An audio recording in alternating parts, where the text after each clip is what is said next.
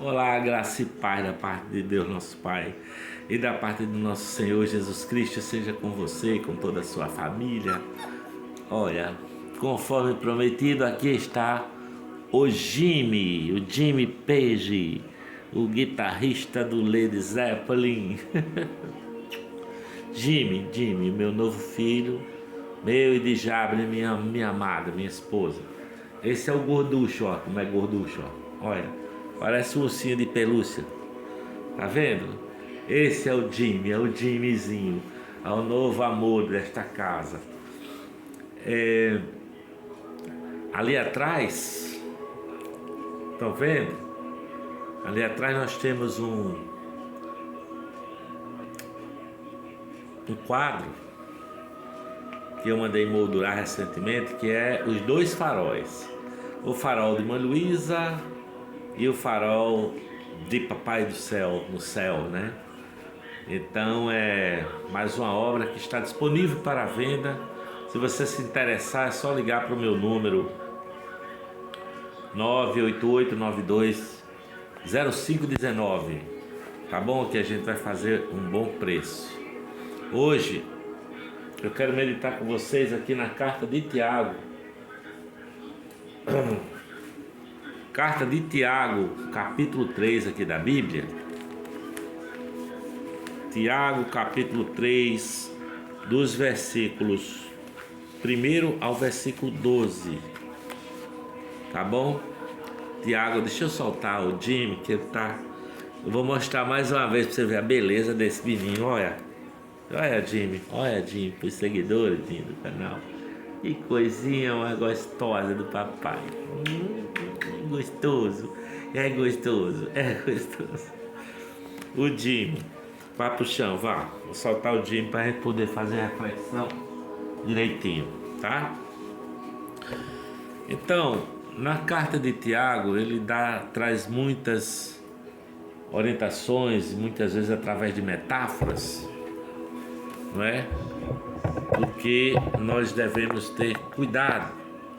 É uma carta que ensina muita coisa. E hoje eu quero trazer o cuidado com as suas palavras. Cuidado que você deve ter com as suas palavras. Então, Tiago, segundo estudiosos, há controvérsia quanto a isso, mas eu já vi explicação de alguns arqueólogos e pessoas estudiosas do assunto, dizendo que esse Tiago aqui ele é irmão de Jesus, ele é filho de Maria e de José, e ele converteu-se depois que Jesus já tinha ressuscitado. Ele não era convertido, e ele se tornou líder da igreja de Jerusalém, porque o outro Tiago, o Tiago que era discípulo de Jesus, já teria sido morto pela perseguição, não é, dos romanos. Ele foi morto à espada, segundo diz consta a palavra, consta a história. E esse Tiago aqui era homem de oração, era homem dedicado ao evangelho e à igreja em Jerusalém. Portanto, vamos ler Tiago capítulo 3, aqui no livro de Tiago, capítulo 3, do versículo 1 ao versículo 12. E ele diz assim, olha: meus irmãos, muitos de vós não sejam mestres, sabendo que receberemos mais duro juízo. Porque todos tropeçamos em muitas coisas. Se alguém não tropeça em palavra, o tal varão é perfeito e poderoso para também refrear todo o corpo. Olha só, nós tropeçamos em muitas coisas, eu tropeço em muitas coisas, mas ele está dizendo que é preciso não tropeçar em palavra. Quem não tropeça em palavra, refreia. Poderoso perfeito e poderoso para também refrear todo o corpo. Versículo 3.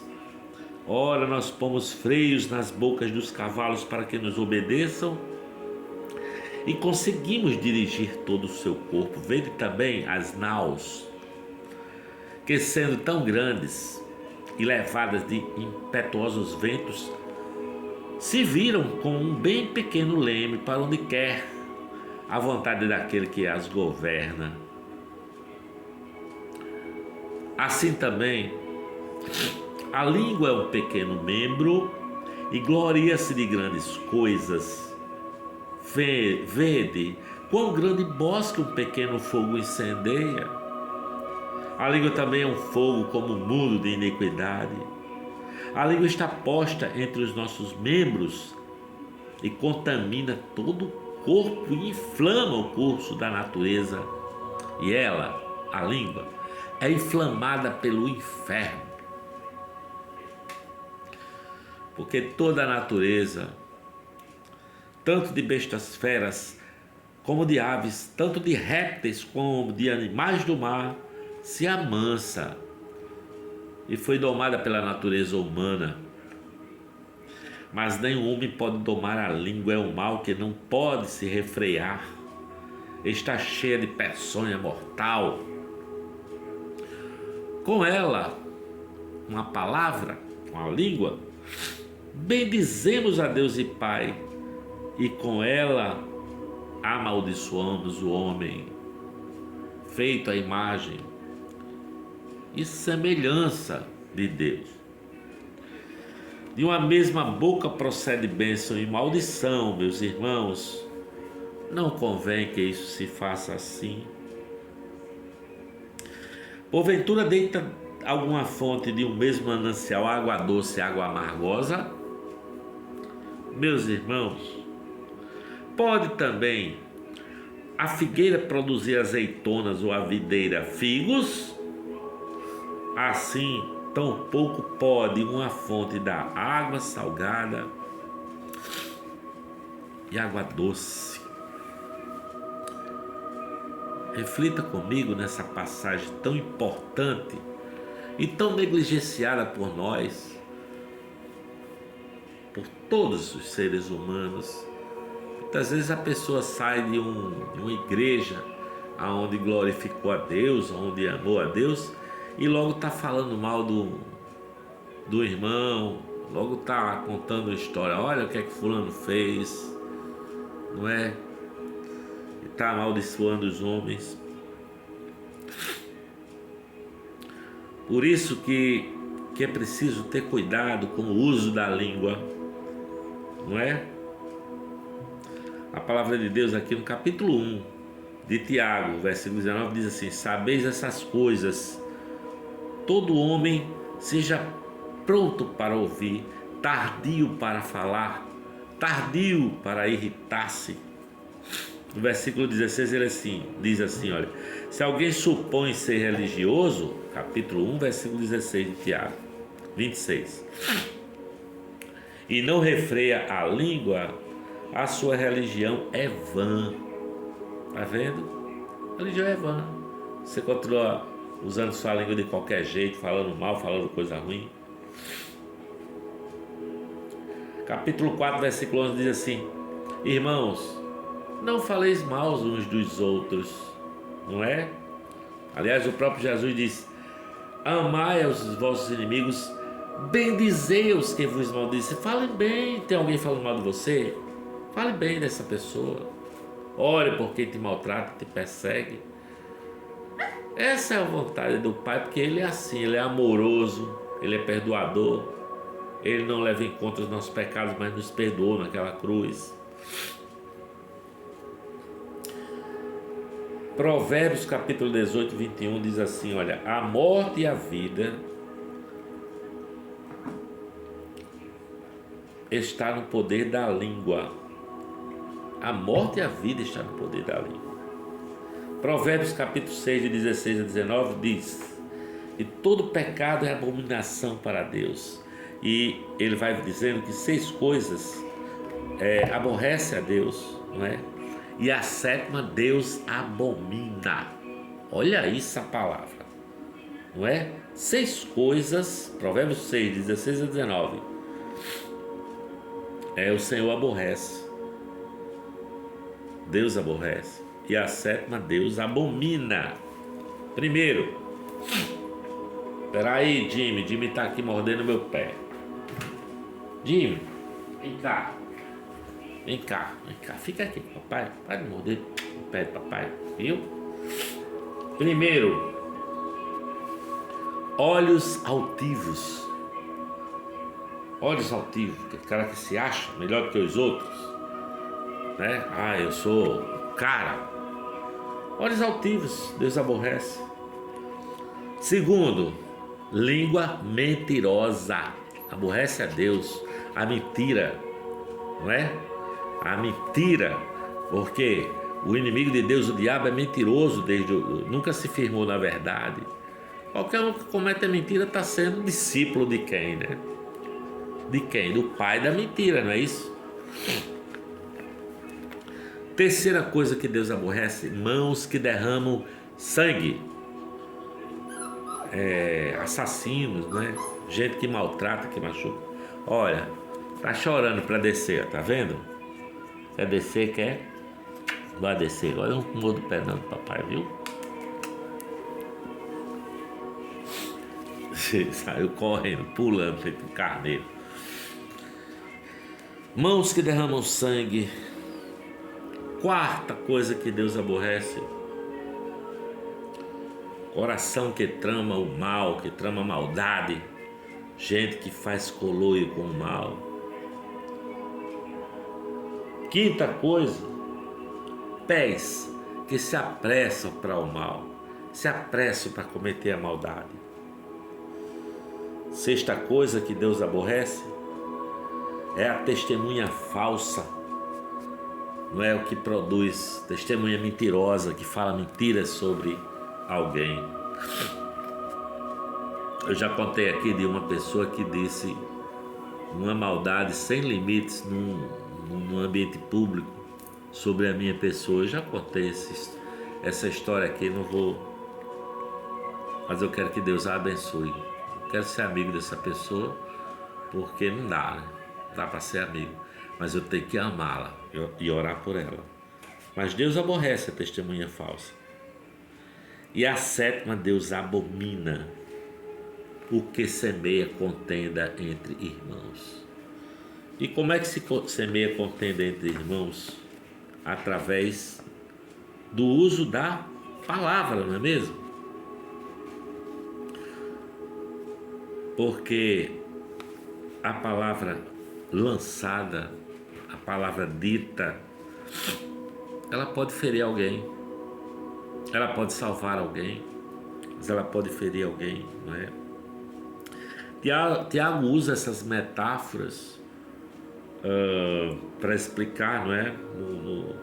No capítulo 3, versículo 24, ele fala do freio na boca dos cavalos. Você domina o cavalo ali com aquele freio na boca. Ele fala do pequeno leme do navio, da nau, que se não tiver um bom timoneiro pode lançá-lo nas pedras, não é? Nos icebergs, como foi o caso do Titanic, não é? Controlar a língua pode ser bênção para a sua vida e para a vida dos outros, sabe? Ele também usa a metáfora de uma fagulha, não é?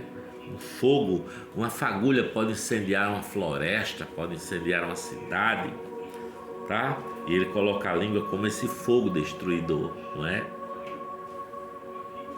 Ele chega a dizer que é um mundo de iniquidade. Olha aí o perigo desse membrozinho que nós temos, a língua, a palavra. Não é a língua o órgão, mas é o que sai do seu coração, porque a boca fala do que o coração está cheio, diz a palavra. Então, pode ser fogo destruidor, pode ser mundo de iniquidade.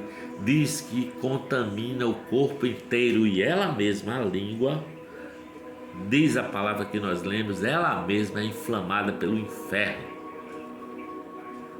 sabe? Portanto, ela condena a própria pessoa que fala, porque a língua Ninguém, a gente domina os cavalos, domina o navio com leme, mas a língua pode ser incontrolável, sabe? Toda espécie de animais, diz a palavra aqui, é domada pelo homem. Répteis, qualquer animalzinho, você já viu aquelas baleias, baleia assassina chamada, né? Orca, sendo domada por aquelas pessoas que as usam em piscinas de apresentação e fazem apresentação com elas, sabe? Então, pense no que diz a palavra, sabe? Nessas verdades. Isso vai ajudar a resolver problemas, não é? A Bíblia diz que a palavra pode ser carregada de veneno mortífero, cara. Olha o perigo disso, não é? E há uma incoerência muito grande, porque com ela a gente sai da igreja glorificando a Deus, dizendo que Deus é bom, que Jesus é bom, e daqui a pouco a gente está falando mal do homem que foi feito à semelhança de Deus. Olha a incoerência. Diz aqui a palavra de Tiago: meus irmãos, isso não convém. Aquele que não refreia a sua língua, a sua religião é vã, porque, diz a palavra, pode da mesma fonte brotar água salgada e água doce? Não pode. Água salgada e água salgada não pode dar água doce, não é? Portanto, que as palavras dos meus lábios, que as palavras que saem dos seus lábios, do seu coração, sejam palavras doces, palavras que curam, palavras que têm esperança.